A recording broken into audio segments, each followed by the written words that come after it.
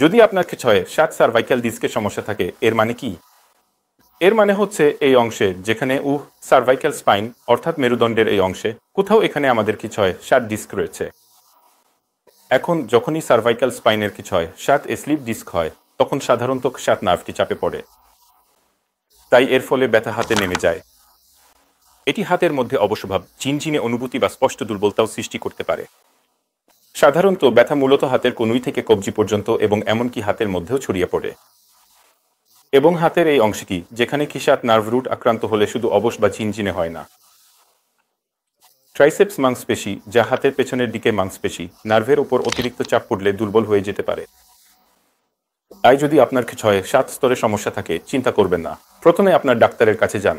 তিনি আপনাকে এমআরআই করাতে বলতে পারেন এবং আমরা 9-5 স্লিপ ডিস্কের রোগীকে শুধু ওষুধ, ব্যায়াম এবং ফিজিওথেরাপি দিয়েই চিকিৎসা করতে পারি।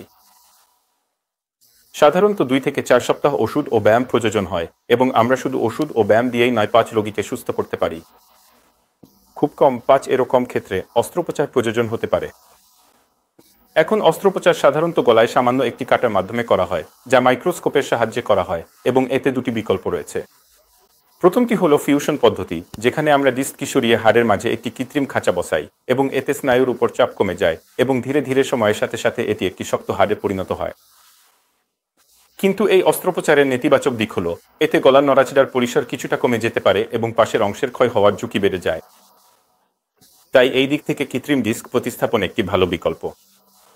কৃত্রিম ডিস্ক প্রতিস্থাপনে আমরা ডিস্কটি সরিয়ে তার জায়গায় একটি কৃত্রিম ডিস্ক বসাই, যা স্বাভাবিক ডিস্কের মতোই কাজ করে, অর্থাৎ শারীরবৃত্তীয় ডিস্কের মতো। ফলে গলার নড়াচড়ার পরিসর পুরোপুরি ফিরে আসে এবং পাশের অংশের ক্ষয় হওয়ার ঝুঁকিও অনেক কমে যায়। তাই যদি আপনার ক্ষয়ে 7 স্তরের সমস্যা থাকে চিন্তা করবেন না, আপনার ডাক্তারের কাছে যান। প্রথমে ফিজিওথেরাপি ও ওষুধ দিয়ে শুরু করুন এবং অস্ত্রোপচার শুধুমাত্র গুরুতর ক্ষেত্রে রাখা হয়। ধন্যবাদ।